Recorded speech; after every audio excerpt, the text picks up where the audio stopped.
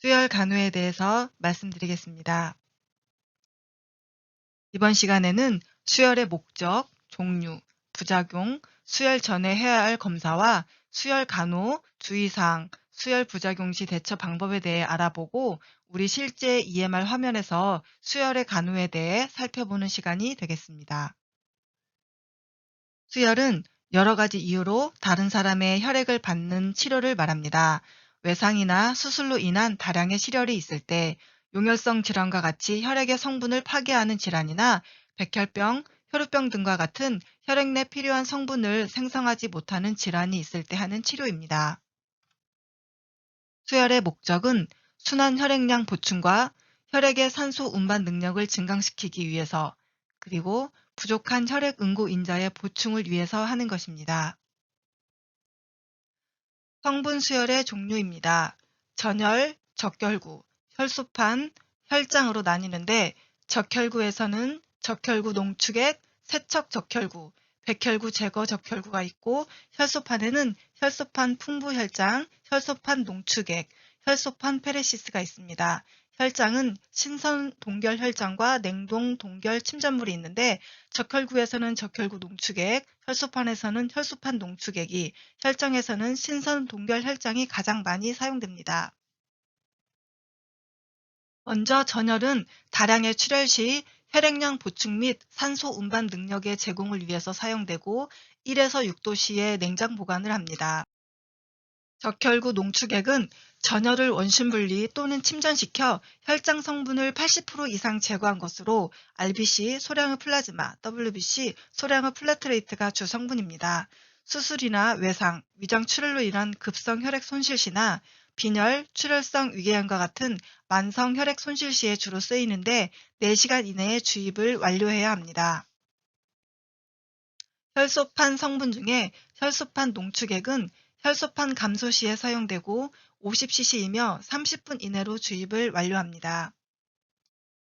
혈장 성분의 신선 동결 혈장은 전혈 중 혈장만을 6시간 내에 냉동 분리시켜 얻어지며 혈액 응고 인자가 포함되어 있어 응고 인자의 보충이 필요한 환자에 사용하며 해동 후 2시간 이내에 완료합니다. 수혈 부작용의 용혈 반응은 혈액형이 맞지 않는 혈액을 수혈했을 경우에 나타나며 증상은 혈뇨, 급성 심기능 부정, 오한, 두통, 심정지, 사망이 초래될 수 있는 초응급 상태입니다.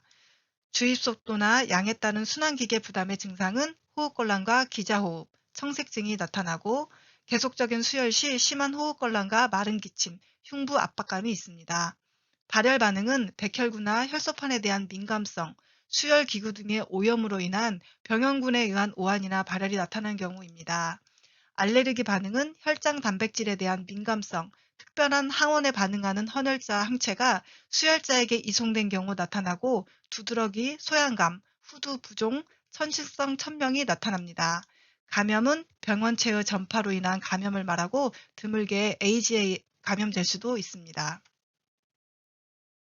수혈 전 검사로는 혈액형 검사와 예기치 않은 혈액형 동종 항체 검출 검사인 안티바디 스크린 테스트가 있고 수혈할 혈액이 환자에게 적합한지를 평가하는 검사인 크로스 매칭이 있습니다. 이 세 가지 검사는 수혈 전 3일 이내에 검사가 있어야 하고 크로스 매칭 검사와는 30분 이상의 간격을 두고 시행합니다. 크로스 매칭은 매 수혈 시마다 검사를 해야 합니다. 수혈 전 간호입니다. 환자를 확인 후 목적과 절차를 설명하고 환자의 혈액형과 과거 수혈 경험 및 부작용 유무를 확인합니다. 혈액은행에서 혈액이 준비되었다는 연락이 오면 환자의 바이탈 사인을 체크해서 체온이 37도 5도 이상 시에는 의사에게 알리고 수혈 여부를 결정합니다. 수혈이 결정되면 혈액과 함께 혈액형과 검사인이 기재된 수혈 기록부, 수혈용 스티커, 수혈 세트를 수령해 옵니다. 혈액은 한 파인트씩 타오고 혈액이 다 들어가기 전에 다음 혈액을 준비합니다. 그러나 FFP와 PC는 처방된 혈액 모두를 함께 수령해 올 수 있고 FFP는 미리 해동 후에 타옵니다.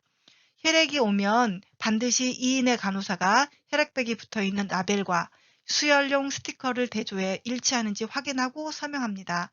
수혈을 준비하는 간호사는 수혈 직전에 환자의 이름, 혈액형, 혈액번호를 다시 확인하고 손을 씻고 혈액과 수혈 세트를 준비한 후에 환자에게 혈액형을 개방형 질문으로 물어봐서 확인 후에 주입을 합니다.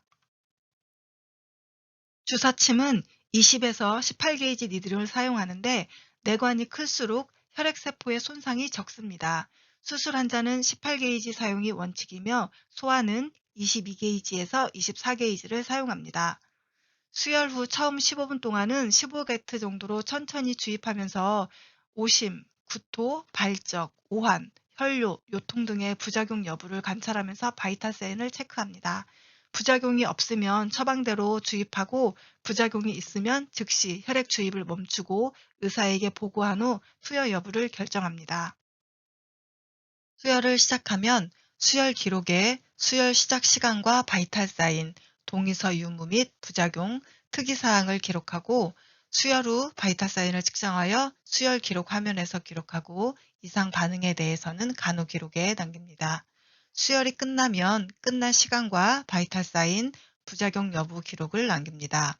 혈액형의 확인 안전을 위해 IV 폴대에 해당 혈액형을 걸고 수혈을 합니다. 수혈 시 주의사항입니다. 수혈 전용 세트를 반드시 사용하고 매 유니트당 수혈 세트를 교환합니다. 세트의 챔버는 3분의 2를 채워서 RBC가 떨어지면서 깨지는 것을 예방합니다. 수혈을 하고 있는 IV 라인으로는 노멀셀라인만 같이 주입이 가능합니다. 경우에 따라 5%의 알부민이나 신선 동결 혈장이 가능하고 다른 정맥 주입이나 약물을 함께 투여해서는 절대 안 됩니다. 포도당은 전해질이 없어 용혈을 반응을 일으킬 수 있고 하트만 솔루션은 칼슘 이온이 항응고 효과를 없애 혈액 응고를 유발할 수 있습니다. 혈액을 보관할 때는 적혈구, 신선 동결 혈장은 1에서 6도의 냉장고에 보관하고 혈소판은 20에서 24도씨의 상온에 보관합니다. 혈액 은행에서 혈액 분출 시에는 공기방울, 혼탁도, 색깔 이상 확인, 혈액형, 혈액번호, 종류, 유효기간 등을 확인하고 병동에서는 2인 이상 다시 확인하고 투여합니다. 수혈 전 개방형 질문으로 혈액형을 확인하며 분출한 수혈은 최대 30분 이내에 수혈을 시작하는 것이 원칙입니다. 수혈 완료 시간은 적혈구는 4시간 이내에, 신선 동결 혈장은 해동 후 2시간 이내, 혈소판은 도착 즉시 시작해 30분 이내에 수혈을 종료해야 합니다. 수혈 부작용의 증상은 이칭, 얼티카리아, 칠링, 피버, 너지아, 보미팅이 가장 흔한 증상입니다. 수혈 부작용 시 대처 방법입니다. 즉각 수혈을 중단하고 생리식염수로 대치하여 환자의 정맥 주입로를 확보하고 환자의 안전을 최우선으로 하여 필요한 처치가 신속히 제공될 수 있도록 주치의와 수간호사에게 즉시 보고합니다. 혈액백의 표지 및 환자의 인적사항을 확인 점검하고 수혈 부작용 검사 의뢰서와 함께 환자의 혈액, 소변 검체, 혈액백을 혈액은행으로 보냅니다. 안전사고 보고서와 사고 분석 보고서를 작성하여 환자 안전관리위원회에게 보고하고 그 후의 조치는 환자 안전사고 보고 체계에 따릅니다. 혈액의 반납과 폐기에 대해 알아보겠습니다. 반납은 출고한 후 30분 이내에 실온에서 15분간 방치되지 않은 냉장 상태가 양호한 혈액에 한해서 실시됩니다. 혈액 온도가 10도 이상 올라갔던 혈액은 반납할 수 없는데요. 혈액이 실온에서 30분이 지나면 혈액 온도가 10도 정도 상승한다고 합니다. 반납 신청서를 작성해서 내려가고요. 반납된 혈액은 혈액은행 냉장고에서 24시간 관찰 후 용혈이나 오염 등의 이상 유무 확인 후 다른 환자에게 사용 가능합니다. 폐기는 출고 후 장기간 경과하였거나 부작용, 변질, 파손, 유효기간 경과 등의 사유로 폐기할 수 있으며 수혈 폐기 요청서를 작성 후에 폐기 혈액과 같이 혈액은행으로 보냅니다. 수혈 이론에 대해서 충분히 살펴보았고 이번에는 EMR 화면에서 우리 수혈 간호를 어떻게 하는지 살펴보도록 하겠습니다. 수혈 처방이 되면 먼저 동의서를 받아야 하는데 수혈 동의서는 EMR 간호관리 화면에서 영상 EMR 출력란에서 동의서를 출력 가능하고 수혈 기록 화면에서 동의서란에서 출력이 가능합니다. 요즘은 병동마다 패드가 있어서 전자동의서로도 받을 수 있습니다. 동의서는 인턴이 환자에게 설명하고 받습니다.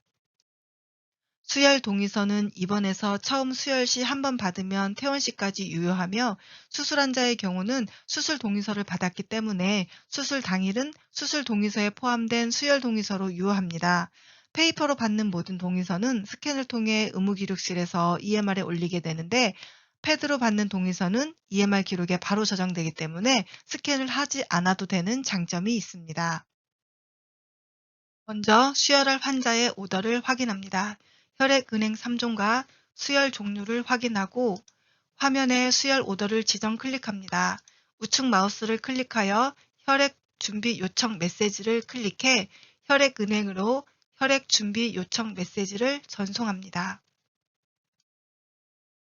혈액 준비가 완료되면 EMR 화면의 우측 상단에 메시지가 깜빡거립니다. 클릭하여 확인하고 수혈 오더의 오른쪽 마우스를 클릭해 혈액 불출 요청서를 클릭해 출력합니다. 요청서는 혈액은행에서 혈액 인수 시 혈액은행으로 가지고 갑니다. 혈액 운반용 박스에 아이스팩을 넣어서 혈액은행으로 갑니다. 수혈을 시작하면 수혈 기록을 위해 해당 환자를 지정 후 EMR 화면에서 수혈 기록을 클릭합니다. 수혈 기록 화면이 열리면 좌측 하단에 추가 버튼을 클릭하여 수혈 처방 조회로 들어가 수혈 처방 내역을 확인하고 선택하여 수혈 기록을 시작합니다.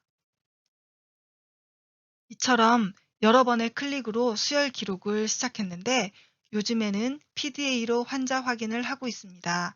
PDA로 환자 등록번호를 스캔하고 혈액백의 QR코드를 스캔하면 바로 EMR에 연동되어 시작 시 바이탈 사인까지 기록이 자동 연장되어 안전하고 편리해졌습니다.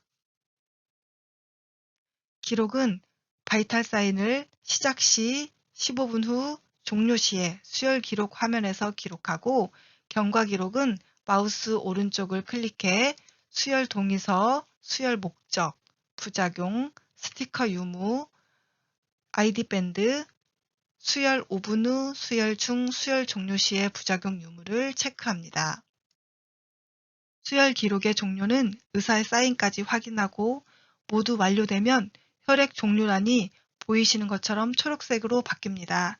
그 외의 특이사항은 간호 기록에 기록하시면 되겠습니다. 경청해 주셔서 감사합니다.